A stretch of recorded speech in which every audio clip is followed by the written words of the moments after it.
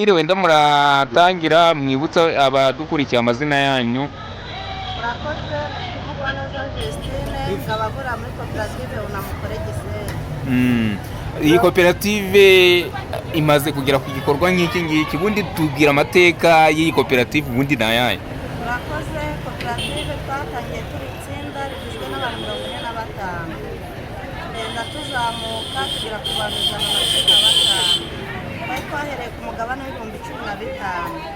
Umugabane w'ibihumbi 15 ugenda ukura ugera ku mugabane w'ibihumbi 50. tugatanga n'ubwizigame.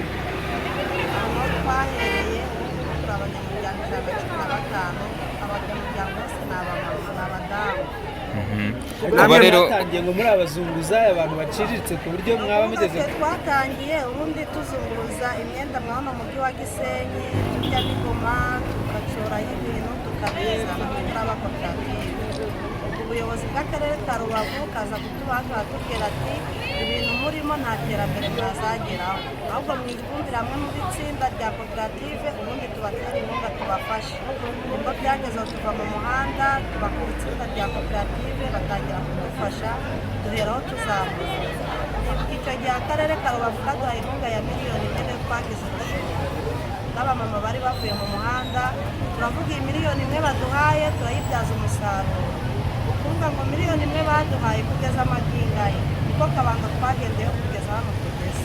Kuri ubu inyubako cyane iharika n'amafaranga n'iki. Iyi nyubako tumaze gukoresha amafaranga agera ku miliyoni 45. Ubutaka se bwarabuguze nabwo 450. miliyoni zingahe dusubiremo? Miliyoni 450. kuri ubu hari abantu bagikora ubuzunguzayi. Ese nk'iyi nyubako mumaze kubaka ahangaha mwubatse nyuma yo kuva mu buzunguzayi muri abagore bakoze uwo mwuga, ubu ngubu abo ngabo baramutse baje hari ikintu muteganya kuba mwabafasha nabo kugira ngo nabo bave muri ubwo buzunguzayi? Iyo gahunda turayifite, hari bagenzi bacu bakiri mu muhanda bagikora ibikorwa ngibyo twakoraga kandi nta terambere ryabo. Niyo mpamvu twubatse iyi etaje kugira hagire na bamwe twakira bamwe basigaye mu muhanda, kuko dushaka no kuzagura ibikorwa byacu bikagera no mu tundi turere, bikagenda bifasha abazunguzayi bamwe bari mu mihanda bakagenda bavamo. Na hano iwacu Rubavu rero hari bamwe tugiye kwakira muri ino minsi iraza tukimara gutaha ino nyubako kugira nabo baze bifatanye nawe. Muzabikora mu buhe buryo? Kuko hari ushobora kuvuga ati n'undi ni inyubako ni ugukodesha, n'undi wese aje gukodesha ni mwayimwima. Ni ukuvuga nk'ake tumaze muri aka kazi n'igihe hari ukuntu batwegera tukagenda tubagira inama, bakaba bagenzi bacu ariko tukabagira inama ibitekerezo tukareba ukuntu bavamo. Tuba tuzi ukuntu tuzabikora bakavamo, kuko inyubako yacu urabona irakomeje, hari n'igihe tuzakomeza kuzamura hejuru kugira twese tujyemo. Mwubatse ku bushobozi bwanyu gusa cyangwa hari ideni rya banki mufite?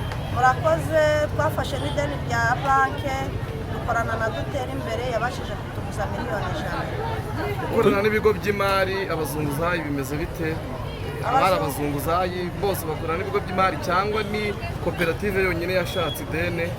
Murakoze, nkatwe nka koperative kugira dutangire gushishikara gufata ideni twahereye muri Minicom. Minicom niyo yadushishikarije ubundi kwegera ibigo by'amabanki. Minicom turayegera itugira inama ukuntu twabikora, dutangira gukorana n'amabanki, dutangira gufata inguzanyo tukishyura, tugafata tukishyura kugeza aho tugejejeho kubaka iyi nyubako yacu. Bwawe ko wari ubayeho mukizunguriza mu muhanda uko byari bimeze ndetse n'impinduka byaje kugira mukimara kujya muri koperative. Ubuzima nibayemo tukizunguza mu muhanda, urumva twabagaho duhanganye n'inzego z'umutekano kuko twakoraga ibintu bitemewe. Rimwe na rimwe bakabitwara bakabimena ubundi tukanafunga, ariko nagereye muri koperative ibyo byose ntabwo nigeze nongera guhura nabyo. Kuki wazunguzaga? Nazunguzaga nshaka imibereho ko ntari mfite aho gukorera. Hano hari inama wagira abumva ko bidashoboka bakiri mu buzima bwo kuzunguza? Inama nagira abo bumva ko bidashoboka, birashoboka cyane kandi biroroha cyane iyo ufatanyije n'abandi biba biruta gukora wenyine, cyane ko ubushobozi bw'umuntu umwe butandukanye n'ubw'abantu benshi. Ese birasanzwe ko abantu b'abadamu bubaka igorofa nk'iri? Ntabwo bisanzwe. None mwe mwabikoze? ntabwo bisanzwe kuko ntabwo ari benshi nzi baba barubatse isoko nk'iri ryacu. nta n'ahandi ubizi. Ntaho nzi. none ubwo mwe mwarubatse ikintu igitekerezo nk'iki mwagikuye ubushobozi n'iki Twagikuye mu bwumvikane, gushyira hamwe no kumvira ubuyobozi. leta se yabirukankaho mu mihanda iki kintu mwavuga ko uruhare rwacyo kuba mucyujije kingana gutya ari uruhe? Mu by'ukuri nubwo twari turi mu muhanda batwirukankaho twumvaga ko ari abanzi bacu, ariko nyuma yaho twaje kubona ko badukunda kandi baturebera ibyiza. Bafashije bate? Baradufashije batugira inama ndetse n'inkunga z'amafaranga, cyane ko nta n'ubushobozi twari dufite icyo gihe, kuko twagendaga dukorera mu bizu bituzuye ntibabidusohoremo, bakatwihanganira kugeza n'uyu munsi twakoreraga mu mahema ahantu hari ibyondo habi cyane. Ni uruhe ruhare nk'amwe mwahoze muri abazunguzayi mu guhindura isura y'uyu mujyi turimo? Birumvikana kandi biragaragara n'amaso yagwa kuko kuba twubatse ino nzu hari ibyo twakuyeho byari umwanda mu mujyi. Hanyuma se hari abandi badamu n'abakobwa cyangwa se abategarugori bakiri mu mihanda? mukabona se bo kugira bave mu mihanda, leta cyangwa namwe mumaze kwiyubaka hakorwa iki kugira ngo bakore ubucuruzi buri smart? Ni ukubakorera ubukangurambaga n'ubuvugizi ndetse n'ubufasha, kuko ntabwo bajya mu muhanda kubera ko baba bafite ubushobozi bwo gukodesha amazu ahenze yo gukoreramo. Ubu se nyuma yo kugendagenda mu mihanda ubu usa nkaho ufite office, niko umuntu yabyita, watubwira mu iterambere umaze kugera he? Mu iterambere ryanjye mbasha kwiha icyo nshaka cyose, n'abana banjye bakiga babayeho neza nk'abandi bose. Uwo mutware wawe nawe nta kibazo afite. Turishimye cyane, twakoreraga ahantu habi hasuzuguritse, ibicuruzwa byacu abantu bakabitesha agaciro, ariko ubu tumeze neza, turishimye cyane. kubera icyo wazunguzaga? Twashakaga imibereho. ariko se koko warazunguzaga? banza tubwire iki kintu niba cyarabayeho. Yego byabayeho. Wazunguzaga iki? Imyenda. Tubwire ubuzima rero bw'umuzunguzayi muri uyu mujyi. Ubuzima bw'umuzunguzayi muri uyu mujyi buragoye, burakomeye kuko baba bahangana na leta, ariko ubu twebwe ntitugihangana na leta, dukora ibyemewe, twinjira inzu yacu tumeze neza, turasora tugatanga imisoro ya leta, twebwe tumeze neza nta kibazo. Watubwira wazunguza wenda nk'imyenda ingahe ubu ugeze nko ku mabara angahe? Nashoboraga kuba nazunguza nk'imyenda 10, ariko mfite ubushobozi bwo kuba narangura nka baro 5 zanjye. Hanyuma kujya muri koperative ukihuza n'abandi badamu, wavuga ko byakuvanye he ubu bikugejeje he? Aho byamvanye n'ahantu kure, ariko aho ngeze ubu ni heza. Kure he? Ese ntiwashobora kuba wabona rasiyo byoroshye? Oya, ibyo byose ntibyashobokaga, ariko ubu dushobora kuba twabona ibyo kurya mu buryo bworoshye. Abana bacu bariga, bakiga mu mashuri meza, bakiga mu mashuri ahenze, ntabwo abana bacu biga mu mashuri aciriritse kubera ibi bikorwa byacu. Abana bacu biga mu mashuri meza. Hanyuma waduha nk'urugero, washobora kuba wazunguza nk'imyenda 10, none uvuze ko wajya kurangura ibirenze ibaro. Ese wenda nko mu mafaranga ukiri umuzunguza washobora kuba kwinjiza nk'ibihumbi bingahe ku kwezi? Hanyuma ubu usa nkaho wabonye office, ubu nibura usigaye winjiza nk'angahe? Nkiri umuzunguza nashoboraga kuba nabona nk'ibihumbi 20, ariko ubu ngubu nshobora kubona nk'amafaranga nk'ibihumbi 300 ku kwezi. Ni uruhe ruhare rw'abahoze ari abazunguzayi mu guteza imbere umujyi wa Rubavu ku giti cyawe? Namwe murabireba, umujyi wacu wa Rubavu murabona twebwe twabigizemo uruhare, murabona iyi nyubako yacu ituma umujyi wa Rubavu ugaragara neza. Tubwire ubuzima bw'umuzunguzayi uri kuzunguza bamwirukankaho n'ubuzima bw'umuntu utuje uri ahantu hamwe ububika ibicuruzwa bye akagenda akagaruka, mbese tubwire itandukaniro rihari. Inama nagira abantu bakizunguza ni ubuzima bugoye mu by'ukuri, ariko inama nabagira ni uko bakwishyira hamwe, ababiri nta kibananira, twebwe twishyize hamwe, dushyira hamwe, ubuzima butugoye, tugenda dufatanya, tubika amafaranga, ariko muri kubona ibyo tugezeho ni byiza. Rero nabagira inama yo kumvira inama z'abayobozi babagira, bakishyira hamwe, bazagera ku ntsinzi.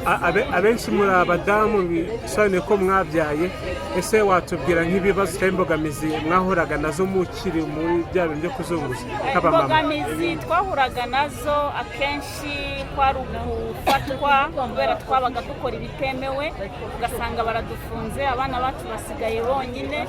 Izo nizo mbogamizi twagendaga duhura nazo, baba bagufashe umuryango ntumenye ko wagufashe. Imbogamizi zijyanye n'abadamu mu kuzunguza mu muhanda, ko mutandukanye n'abagabo, ko umugabo yakwiruka siko wakwiruka. Imbogamizi ku mudamu zabaga zigoye cyane, ukumva nko kwiruka ufite nk'inda utwite, washoboraga kugira ibyago ukaba wakubita hasi utwite inda ikavamo. Donc umudamu urumva ku ubuzima bw'umudamu kuzunguza mu muhanda ntabwo buba bworoshye. Hanyuma mwujuje iri gorofa, nyuma yaho se birarangiye cyangwa ntabwo birangiye, ibikorwa byacu biracyakomeje, ntabwo duhagaze, intego zacu turacyazizamura cyane. Mufitiye intumbero? Intumbero ni ukugera kure hashoboka. Nta gahunda yo gufasha abamama n'abakobwa baba bakiri mu mihanda? Tuzabafasha rwose, n'ubu ngubu hano harimo imyanya, abashaka baza tugafatanya kuzamura umugore muri rusange n'igihugu cyacu. Mwatwibutsa amazina n'aho mutuye? Njyewe nitwa Betty. Amazina yombi? Nitwa Niyosibo Betty Kayonga, nkaba nkorera hano kuri koperative Unamukore. Hatashye inyubako yubatswe n'abazunguzayi, muranabashimira ko bubatse inyubako nziza. Ikibazo cy'ubuzunguzayi kimaze gukomeza. Ubundi impamvu mu bita abazunguzayi, twebwe tuvuga ko ari abantu bari muri informo sector, aba ni ba rwiyemezamirimo bato ariko baba bagishaka uburyo bakora ibikorwa bijyanye byubahirije amategeko. Iriya nyubako twasuye yubatswe n'abagore bahoze bacuruza mu buryo butemewe n'amategeko, bacuruza magendu, bacuruza badasora, ariko uyu munsi twabonye inyubako ifite agaciro ka miliyoni 450, yagenzeho miliyoni 450, ariko njyewe nayihaye agaciro ka miliyari urebye aho ihagaze n'uburyo yubatse. Ibyo rero ni ibitanga icyizere ko abacuruzi bakoraga batiyizeye, bagakora badakurikije amategeko, bagombye gutekereza yuko byose bishoboka. Ibyo mu mujyi wa Kigali byarashobotse. Mu mujyi wa Kigali hari inyubako nyinshi zihuriweho n'abacuruzi bishyize hamwe. Mu mujyi wa Rubavu mwabonye ko bishoboka, no mu yindi mijyi yose y'igihugu birashoboka.